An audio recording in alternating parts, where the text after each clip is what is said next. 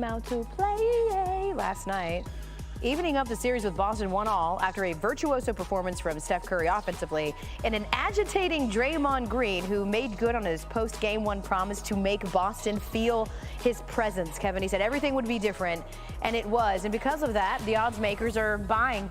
Before Game 1, the Warriors were minus 145 favorites to win, the shortest number for a series favorite since the Bulls in 1998. Now with the series tied at 1 apiece, the Warriors are slight favorites with the Celtics coming back. It just goes back and forth. We're just vacillating between who we think is going to. At least we know it won't be a sweep. Young-Masuk and Tim Bontemps with reports on both teams as the series shifts to Boston for Game 3.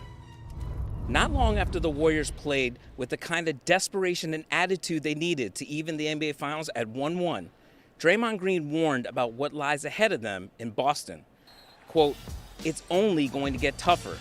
Have to take that up another couple notches." Nobody has been better than the Warriors at knowing what it takes to win on the road. Golden State has won at least one road game in an NBA record 26 postseason series. Green said the Warriors head to Boston in a great mental space, knowing what they can do when they play their game. Quote, "We haven't taken control yet, but we have put ourselves in position to go take control of it." For more on the Celtics, here's Tim Bontemps. Thanks, Ohm. To say Boston's Game 2 performance was ugly is an understatement. Still, the Celtics leave San Francisco having accomplished what they came here to do: steal back home court advantage.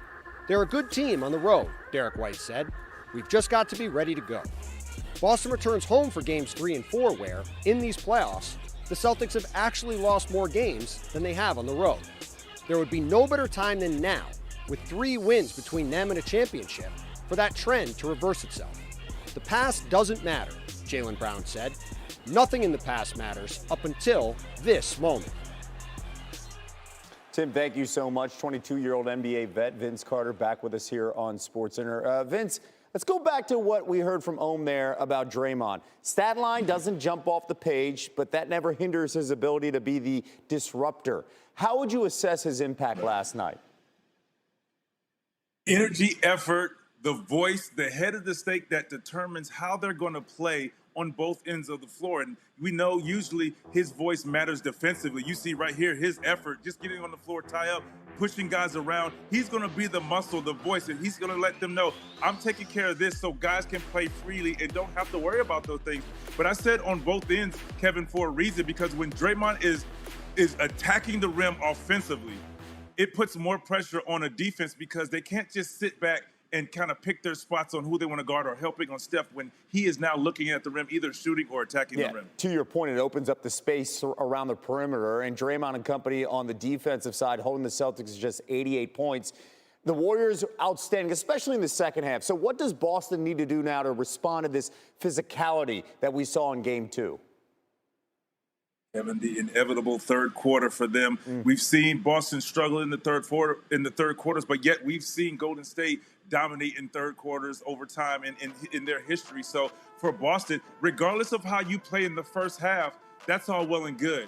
You hope you have a big lead because your third quarters have been your Achilles heel. So look for Boston now to fix that problem. You're at home, so you have the energy of the crowd. But when you come out that locker room after halftime, you have to put your foot on the gas. Kind of like what Draymond said for the Golden State Warriors. When they establish the lead, put the foot on the gas to take care of business and handle the second half. And that's what we've seen happen in third quarters for the Golden State Warriors. And the Achilles heel bite them once again for the Boston Celtics. Meanwhile, Steph Curry leading all scorers with 29 points yesterday. He's averaging over 31 per game so far in the finals. What do you make of what you've seen so far from Steph in this series?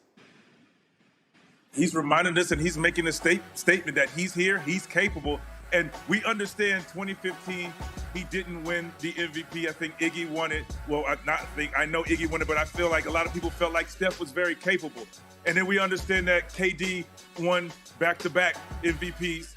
So he's letting people know that he can lead this team, and he's doing it right now. He's showing you he's putting this team on his back, and he is playing great basketball, and he is making sure they can get out of here with a championship. And after that, it's nothing left unscathed. We say, yes, hands down, Steph Curry, deserves that MVP. Greatest shooter on the planet. And he's not getting a lot of consistency from Klay Thompson. We'll see if that could change for Klay as the series continues here. Caesars has Steph as the favorite to take home the hardware right now at the moment as the NBA Finals MVP. VC, appreciate you. Thank you so much. More news as well from yesterday. Utah Jazz announcing yesterday that their head coach, Quinn Snyder, would be stepping down after 8 seasons with the team.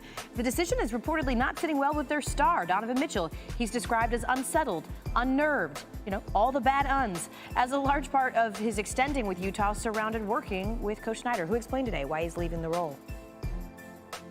Something I labored over.